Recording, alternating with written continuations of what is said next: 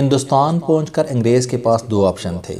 یہ 40 کروڑ لوگوں کو انگریزی سکھاتے، لوگوں کی زبان میں لوگوں سے کمیونیکیشن کرتے اور آقا اور غلام کا فرق مٹ جاتا، یا پھر انگریز ہندوستانی زبان سیکھ لیتے، یہ مقامی لوگوں سے مقامی زبان میں گفتگو کرتے۔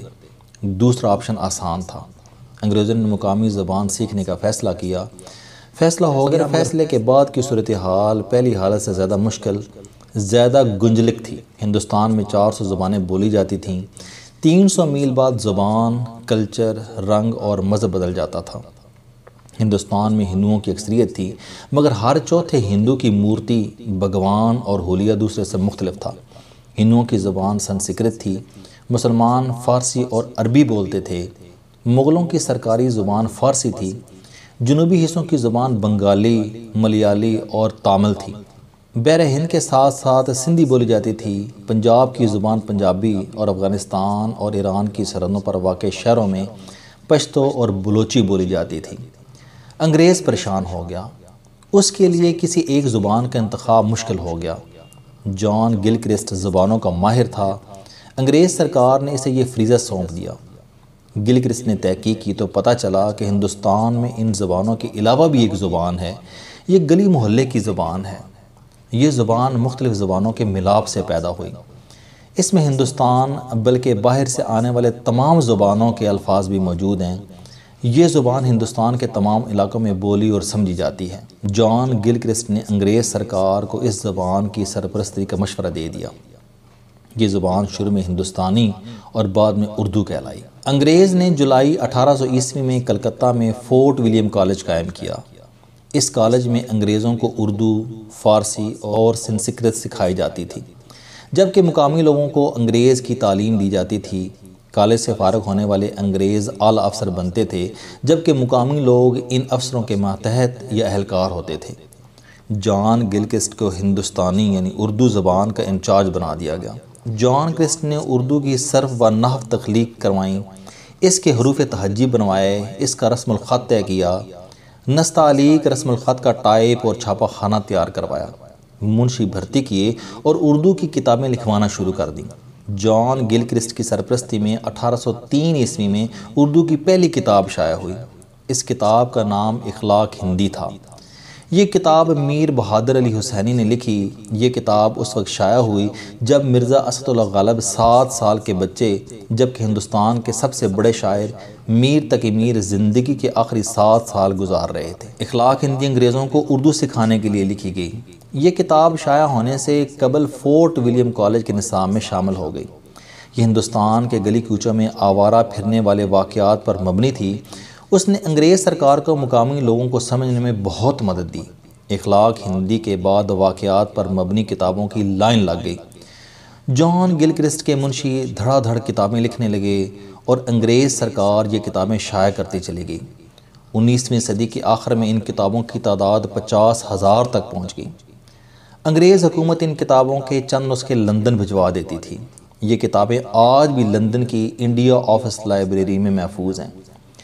یہ کتابیں ہندوستان اور اردو دونوں کی تاریخ ہیں۔ کاش ہماری حکومت یا کوئی یونیورسٹی برطانیہ کی مدد سے ان کتابوں کی ڈیجیٹل لائبریری بنا دے اور یہ کتابیں پاکستان کی تمام بڑی لائبریریوں اور یونیورسٹیوں میں رکھوا دی جائیں۔ اگر حکومت یہ کتابیں دوبارہ شائع کروا دے تو یہ اردو سے محبت کرنے والوں پر بہت بڑی مہربانی ہوگی۔ ہندوستان کے ان قدیم کتابوں میں جامع الحکایات نام کی ایک کتاب بھی شامل ہے۔ یہ کتاب دکن کے مشہور دانشور شیخ صالح محمد عثمانی نے لکھی تھی۔ یہ 1825 میں شائع ہوئی اور اس نے اپنے دور میں مقبولیت کے ریکارڈ توڑ دیے۔ یہ ہاتھوں ہاتھ بکی اور ایک طویل عرصے تک ہندوستان کے عوام اور خاص کی محفلوں میں زیر بحث رہی۔ اس کتاب میں 200 حکایات ہیں۔ یہ کتاب سینٹرل ایشیا، افغانستان، ایران اور ہندوستان کے راجاؤں، ملکاؤں، بادشاہوں اور شہزادوں کے قصوں اور واقعات پر مبنی ہے۔ مجھے اس کتاب کے چند واقعات پڑھنے کا اتفاق ہوا۔ جامع الحکایات کے ایک واقعے نے ذہن کی تنابیں تھام لیں اور یہ آج تک اس واقعے کے ہاتھ میں ہے۔ واقعہ کچھ یوں تھا کہ ترکستان کا بادشاہ لمبی عمر کا خواہ تھا۔ وہ مرنا نہیں چاہتا تھا۔ اس کے طبیبوں نے بتایا کہ ہندوستان کی سرزمین پر چند ایسی جڑی بوٹیاں پیدا ہوتی ہیں جن میں آب حیات کی تاثیر ہے۔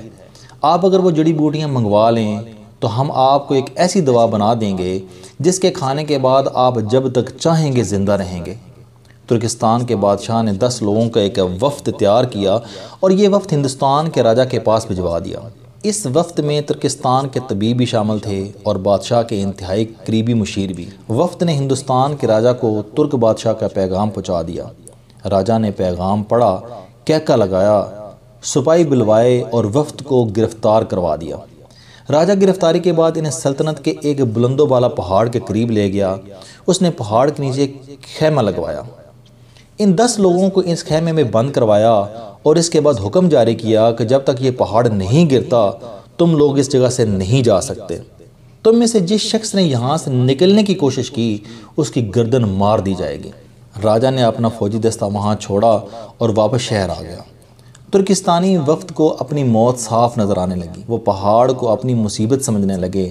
مشکل کی اس گھڑی میں اللہ تعالیٰ کے سوا ان کا کوئی حامی، کوئی ناصر نہیں تھا۔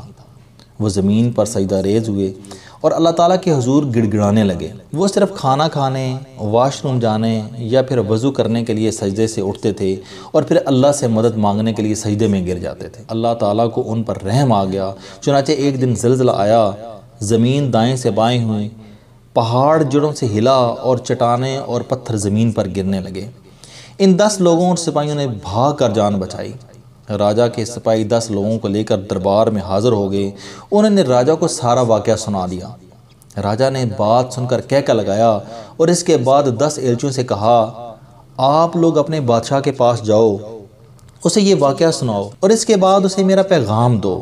اسے کہو 10 لوگوں کی بددعا جس طرح پہاڑ کو ریزہ کر سکتی ہے، بالکل اسی طرح 10-20 لاکھ عوام کی بددعائیں بادشاہ کی زندگی اور اقتدار دونوں کو ریت بنا سکتی ہیں۔